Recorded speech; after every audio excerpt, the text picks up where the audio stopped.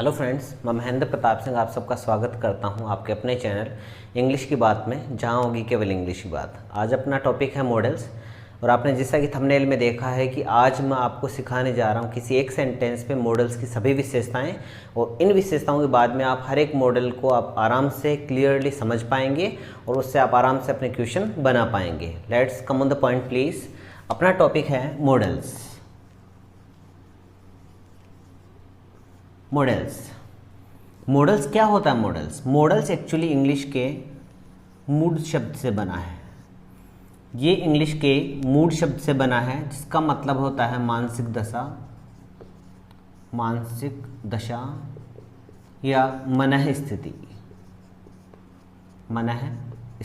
आप इसको आराम से समझें, क्योंकि इस एक सेंटेंस से जो अभी मैं बताने जा रहा हूँ उसके बाद से आपके पूरे जो भी मॉडल्स के डाउट्स हैं, और इस सेंटेंस के बाद में जो आप विशेषताएं सीखेंगे उसके बाद से आप जब जैसे जैसे मॉडल्स पढ़ते जाएंगे, like can, could, will, would, shall, should, तो आपके हर एक कन्फ्यूजन क्लियर होंगे और आपको बहुत अच्छे से वो लर्न भी होती जाएंगी। ये बेसिक है। आप एक ही सेंटेंस में आपको सभी चीज़ें सिखाने जा रहा हूँ। मॉडल्स इंग्लिश के मूड सबसे बना है, जिसका मतलब होता है मानसिक दशा या मनः स्थिति।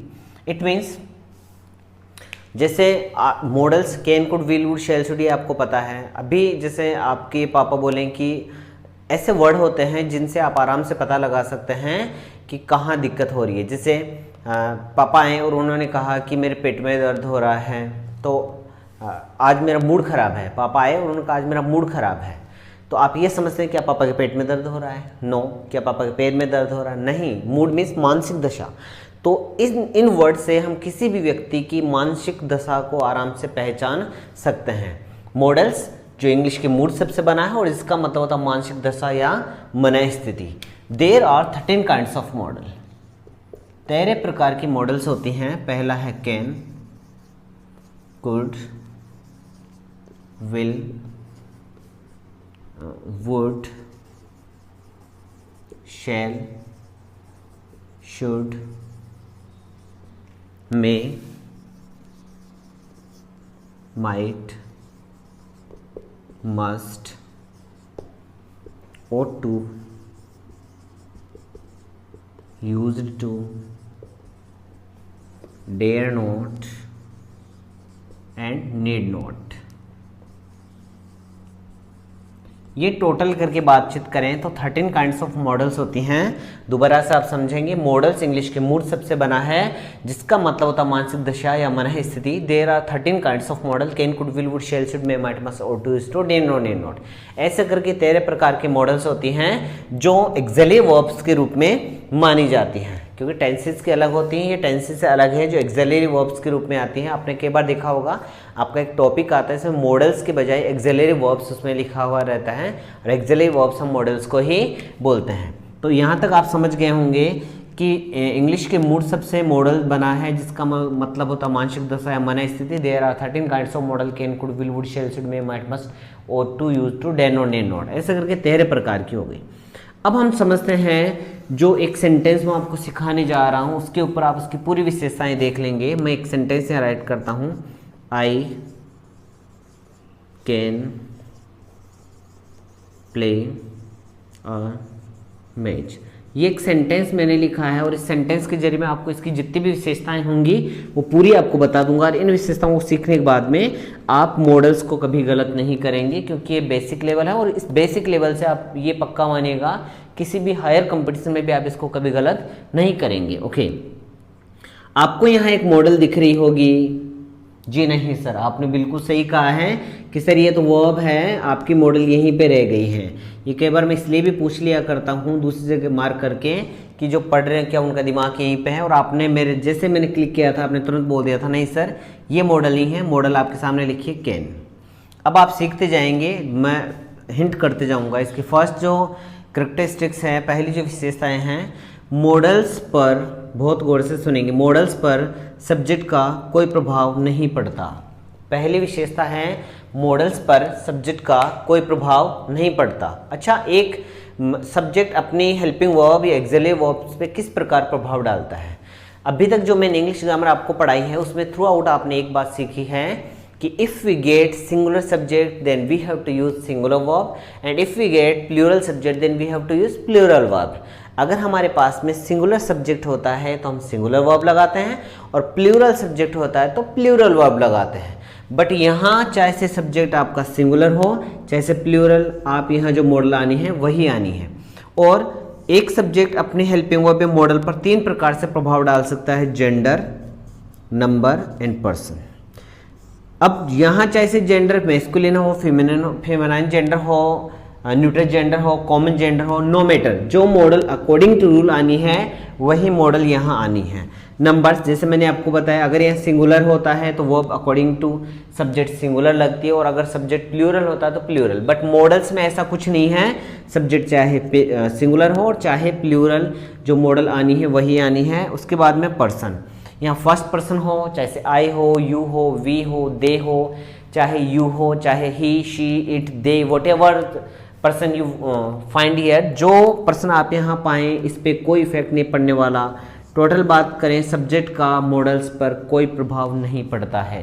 पहली विशेषता आप सीख चुके होंगे, पहली विशेषता ये है कि सब्जेक्ट का मॉडल्स पर कोई प्रभाव नहीं पड़ता है। एक सब्जेक्ट अपनी हेल्पिंग वर्ब पर 3 प्रकार से प्रभाव डाल सकता है, जेंडर, नंबर, पर्सन। बट यहाँ इस पर कोई इफेक्ट नहीं है, चाहे ये मैस्कुलिन हो, फेमिनिन, चाहे स्त्रीलिंग, चाहे पुल्लिंग, कुछ भी हो, जो मॉडल अकॉर्डिंग टू रूल आनी है वही आनी है।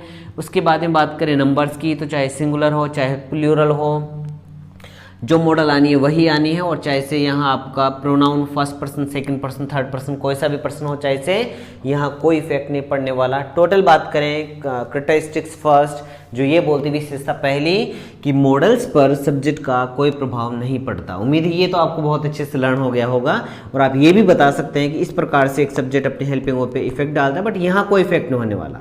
Okay, models actually helping verbs होती हैं जिनको हम एक्सिलरी वर्ब भी बोलते हैं, जिनको हम एक्सिलरी वर्ब भी बोलते हैं। अच्छा, जैसे आपको पता चले हेल्पिंग वर्ब एक्चुअली 24 प्रकार की होती हैं। हेल्पिंग वर्ब एक्चुअली 24 प्रकार की होती हैं, जिनको हम 4 ग्रुप में बांट लिया करते हैं। पहला ग्रुप है डू, दूसरा ग्रुप है हैज़, तीसरा ग्रुप है बी और चौथा ग्रुप है मॉडल्स। आप देखेंगे डू में कौन कौन से आते हैं, डू में आते हैं do, does and did. Has में आते हैं has, have and had. Be में आते हैं is, am, are, was and were. इस प्रकार से आएंगे और मॉडल्स आपके सामने 13 राइट की हुई है। 3 + 3 6, 6 + 5 11, 11 + 13 24। दोबारा सुनेंगे आप। पहला इसकी जो विशेषता है वो ये है कि मॉडल्स पर सब्जेक्ट का कोई प्रभाव नहीं पड़ता। एक सब्जेक्ट अपनी हेल्पिंग वर्ब या मॉडल्स पर 3 प्रकार से प्रभाव डाल सकता है, जेंडर, नंबर, पर्सन, बट यहाँ तो कोई इफेक्ट नहीं होने वाला। दूसरी है मॉडल्स हेल्पिंग वर्ब होती है जिनको हम एक्सिलरी बोलते हैं और एक्सिलरी वर्ब्स 24 प्रकार की होती हैं। Helping verbs they are 24 kinds of helping verbs and we can divide them in 4 groups और हम उनको 4 ग्रुप में बांट सकते हैं। Do, has, be, modals. Do, does, did, has, have, had, be, is, are, was, were and models are there are 13 kinds of model. Okay, इनको axillary क्यों कहा जाता है? आपने देखा होगा एक्सिलरी का रियल सेंस होता है सहायक। आप एग्जाम में जाते हैं, आपका एक पर्टिकुलर पेन होता है जो पहले से थोड़ा रनिंग में होता है ताकि आपकी राइटिंग काफ़ी स्मूथ चले। वो पेन आपकी जो नोटबुक उसमें काफ़ी स्मूथ चले और आप बहुत अच्छे से कर पाएँ। बट उसके बावजूद भी आप एक पेन एक्स्ट्रा लेके चलते हैं। उसका रीज़न है कि अगर बाय द वे ये पेन बंद हो जाएगा तब ये पेन मेरे काम आएगा। इट मीन्स इस पेन का ये एक्सिलरी पेन है, सहायक पेन है। आप जानते हैं हम 4 व्हीलर रखते हैं, 4 व्हील्स के अलावा एक जो है स्टेपनी हम अलग से रखते हैं। वो स्टेपनी तब काम आती है जब ऑन द वे कभी वो अचानक से we get stuck through got puncture, if tyre got puncture, tyre puncture हो गया तो हम फटाक से उसको लेते हैं और उसकी चारों जो स्क्रूज को निकाल के जो अपनी स्टेपनी उसको लगा लेते हैं। इट मीन्स जो 5th नंबर का जो टायर था वो एक्सिलरी टायर था, सहायक टायर था, जब जरूरत पड़ी तब उसका काम आ गया। वैसे ही जो मॉडल्स होती हैं वो एक्सिलरी होती हैं, जहाँ जो टेंस से रिलेटेड हेल्पिंग वर्ब्स अपने काम में नहीं आ पाती वहाँ हम मॉडल से रिलेटेड हेल्पिंग वर्ब यूज़ कर लेते हैं। इट मीन्स मॉडल्स को यूज़ कर लेते हैं। जहां हेल्पिंग वर्ब का नाम आया उसके बाद में इतनी बातचीत स्टार्ट हुई। Helping verb, yes of course there are 24 kinds of helping verb and we can divide them in 4 groups, do, has, be, modals, और उसके बाद में इसको आराम से कर सकते हैं। Okay, come to the point once again. ये है कि मॉडल्स पर सब्जेक्ट का कोई प्रभाव नहीं पड़ता, मॉडल्स हेल्पिंग वर्ब होती हैं। So if we write modals before subject the sentence will be interrogative.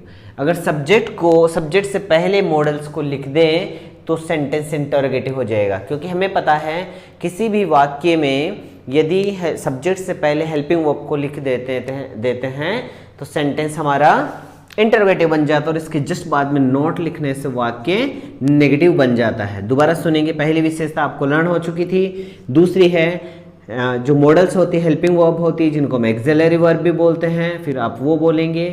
फिर उससे वापस आते हैं, मॉडल्स हेल्पिंग वर्ब होती हैं और यदि मॉडल्स को सब्जेक्ट से पहले लिख दें तो वाक्य इंटरोगेटिव और इसके जस्ट बाद में नोट लिखने से वाक्य नेगेटिव हो जाता है। यहाँ तक आते आते आपको 3 इसकी विशेषताएं लर्न हो चुकी हैं। मॉडल्स के बाद में एक्चुअली टू का यूज नहीं करते हैं, मॉडल्स के बाद में एक्चुअली टू का यूज नहीं करते हैं एक्सेप्ट टू, दो को छोड़कर, और दो हैं और टू एंड यूज्ड टू जो ऑलरेडी अपने साथ में रखती हैं। दोबारा आप सुनेंगे, मॉडल्स के बाद में कभी टू का यूज़ नहीं करते हैं, दो को छोड़कर, ought to and used to. Modals के बाद में कभी टू का यूज़ नहीं करते हैं, दो को छोड़कर, ought to and used to. Modals के बाद में कभी टू का यूज़ नहीं करते हैं, दो को छोड़कर, ought to and used to. Is it clear? फिर से देखेंगे, मॉडल्स के बाद में कभी टू का यूज़ नहीं करते हैं, दो को छोड़कर, ought to and used to. Okay, next फिर से दोबारा चलते हैं। फर्स्ट इसकी विशेषता है कि मॉडल्स पर सब्जेक्ट का कोई प्रभाव नहीं पड़ता। एक सब्जेक्ट अपने हेल्पिंग वर्ब पर इस प्रकार से प्रभाव डालता है, कभी जेंडर से, कभी नंबर से, कभी पर्सन से, बट यहाँ इसका कोई इफेक्ट नहीं होने वाला। जो मॉडल अकॉर्डिंग टू रूल आनी है वही आनी है, सब्जेक्ट कैसा भी हो चाहे। उसके बाद में बात करें, मॉडल्स हेल्पिंग वर्ब होती है, हेल्पिंग वर्ब का नाम लेती है। ये वाली बात अपने माइंड में आ जानी चाहिए कि सर हेल्पिंग वर्ब तो 24 प्रकार की होती हैं जिनको हम 4 ग्रुप में बांट सकते हैं, do, has, be, modals. Okay, तो मॉडल्स को अगर सब्जेक्ट से पहले रख दें तो वाक्य इंटरोगेटिव और इसके जस्ट बाद में नोट लिखने से वाक्य नेगेटिव हो जाता है। मॉडल्स के बाद में कभी टू का यूज नहीं करते हैं, दो को छोड़कर, ought to and used to. Modals के बाद में हमेशा वर्ब की फर्स्ट फॉर्म का ही प्रयोग किया जाता है। मॉडल्स के बाद में हमेशा वर्ब के फर्स्ट फॉर्म का यूज करते हैं। सेकंड फॉर्म होगी दैट विल बी रॉन्ग। अगर हम आईएनजी लगाएंगे that will be actually wrong, and if we write their third form that will be totally wrong, and if we write S और S after that will be totally wrong. कि यदि models के बाद में second form, इन, third form, ऐसे S ऐसा कुछ आएगा तो बिल्कुल गलत मानी जाएगी। केवल वर्ब की फर्स्ट फॉर्म ही मॉडल्स के बाद में यूज की जाती है। अब आप ऐसे बोलेंगे सर हमने कई बार देखा है कि पैसिव वॉइस में modals plus be plus verb third form हमने देखा है, तो आप तो ये बोल रहे हैं कि मॉडल के बाद में वर्ब की फर्स्ट फॉर्म आती है। यस ऑफ कोर्स, बट यहाँ थर्ड फॉर्म आई है तो जो आप बी देख रहे हैं ये भी कभी वर्ब की फर्स्ट फॉर्म हुआ करती थी और जिसका मतलब होता है होना, और उसी की औलादें आपके सामने बैठी हैं, is, am, are, was, were and been. अभी इसका स्वतंत्र यूज नहीं है क्योंकि इसको डेड वर्ब माना जाता है। तो आप देख पा रहे हैं मॉडल्स के बाद में कैसे न कैसे करके वर्ब की फर्स्ट फॉर्म ही आई है। दोबारा देख लेंगे, मॉडल्स पर सब्जेक्ट का कोई प्रभाव नहीं पड़ता। मैं आपको इसलिए बार बार रिपीट करवा रहा हूं क्योंकि ये वो सेंटेंस है, ये वो कंसेप्ट है जिसके बाद में हो सकता है मॉडल्स जो टॉपिक है आपका 2 ही दिन में क्लियर हो जाए और कभी आपका मॉडल अपने किसी भी लेवल पे गलत नहीं हो। एंड आई मीन इट, ये मेरा दावा है। इसको सीखने के बाद आराम से आप जो मॉडल्स इंग्लिश में क्लियर कर पाएंगे। ओके, मॉडल्स के बाद में मॉडल्स पर सब्जेक्ट का कोई इफेक्ट नहीं होता है। 3 प्रकार से प्रभाव डालते हैं, आपको पता है। मॉडल्स हेल्पिंग वर्ब होती है, अतः इसको सब्जेक्ट से पहले लिख दें वाक्य इंटरोगेटिव और इसके जस्ट बाद में नोट लिखने से वाक्य नेगेटिव होता है। मॉडल्स के बाद कभी टू का यूज नहीं करते, दो को छोड़कर, ought to and use to. Modals के बाद हम हमेशा वर्ब के फर्स्ट फॉर्म का यूज करते हैं, सेकंड फॉर्म, थर्ड फॉर्म, इन, ऐसे everything will be wrong. But many times we have seen when you taught us passive voice, जब आपने पैसिव वॉइस पढ़ाया उस समय आपने बताया सर कि मॉडल्स के बाद में अगर मॉडल्स आए तो उसमें मॉडल्स प्लस बी प्लस होगी थर्ड फॉर्म कर देते हैं। तो जो बी है that's actually verbs first form, वो आपकी फर्स्ट फॉर्म हुआ करती थी, एंड विच मीन्स होना, जिसका मतलब होता था होना। अभी ये डेड वर्ब मानी जाती है और जिसकी रियल वर्ब्स आ चुकी हैं इसकी फर्स्ट फॉर्म होती है is, am, are, was, were, second form and third form been. यहाँ तक आपके समझ में आ गया होगा, यहाँ तक आपके आराम से समझ में आ चुका होगा। ओके, जी, कम टू द पॉइंट, आगे चलते हैं। दोबारा एक बार इसका रिपीटिशन कर लेते हैं। मॉडल्स, हाँ जी, इसके बाद में इसका एक और बीच में अपना छूट चुका था, उसको दोबारा बताएंगे कि एक रूल इसका ये छूट चुका था कि मॉडल्स हेल्पिंग वर्ब होती हैं। अतः जिस किसी वाक्य में एक बार किसी मॉडल का यूज हो जाए, यदि किसी वाक्य में किसी मॉडल का यूज हो जाए तो उसमें टेंस से रिलेटेड कोई हेल्पिंग वर्ब नहीं आती। लाइक इन तीनों ग्रुप में से कोई हेल्पिंग वर्ब आपको नहीं मिलेगी। दोबारा से देखेंगे जो 6-7 इसकी कैरेक्टरिस्टिक्स हैं, विशेषताएं हैं, उनको आप एक ही सेंटेंस से सीखने जा रहे हैं। और सिंपल है, मॉडल्स पर सब्जेक्ट का कोई प्रभाव नहीं पड़ता। किस प्रकार से प्रभाव डालते हैं आपको लर्न हो चुका होगा। मॉडल्स हेल्पिंग वर्ब होती हैं।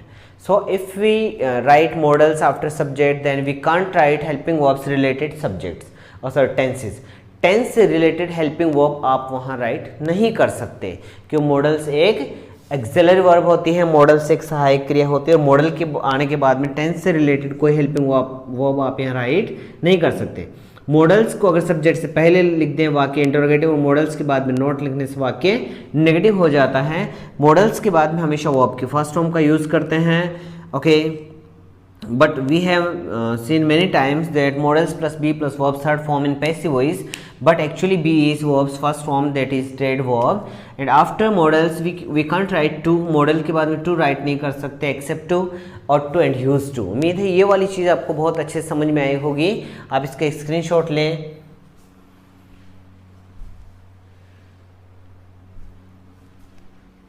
ओके, ये था एक सेंटेंस जिसके जरिए आपने सीखी इसकी पूरी विशेषताएं। और जो नेक्स्ट आपका जो वीडियो आने वाला है इसी यूट्यूब चैनल से, उसमें हम सिखाएंगे can could will would shall should be might. इसका मैं रिपीटेशन कर देना चाहता हूँ। मॉडल्स, मॉडल इंग्लिश के मूड सबसे बना है, जिसका मतलब होता है मानसिक दशा या मन स्थिति। There are 13 kinds of modal can could will would shall should be might must to use to note and note. ये आपकी 13 जो है मॉडल्स हो गई, और उसकी कैरेक्टरिस्टिक्स आपको मैंने एक ही सेंटेंस में समझाई है।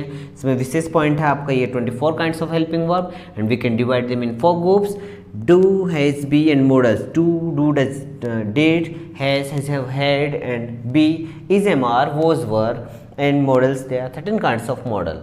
आप आराम से इसको समझ चुके होंगे कौन से रूल में आपको प्रॉब्लम आई है। आप इसी के जरिए, मैंने रूल्स आपको लिखवाए नहीं है, बट आप इससे रूल आराम से बना सकते हैं। आप पॉइंट नंबर 1 डालेंगे और आप लिखेंगे कि जो मॉडल्स होती हैं, मॉडल्स पर सब्जेक्ट का कोई प्रभाव नहीं पड़ता। इस प्रकार से आप जो भी विशेषताएं मैंने आपको बताई हैं उनको राइट कर सकते हैं, और कहीं आपको दिक्कत हो तो आप कमेंट बॉक्स में राइट कर सकते हैं। उम्मीद है ये एक वीडियो से एक ही सेंटेंस आपको जो विशेषताएं मिली हैं ये आपको अच्छी लगी होंगी। अगर अच्छा लगा तो आप लाइक करना नहीं भूलें, शेयर करना और सब्सक्राइब करना बिल्कुल नहीं भूलें। Thank you, thanks a lot.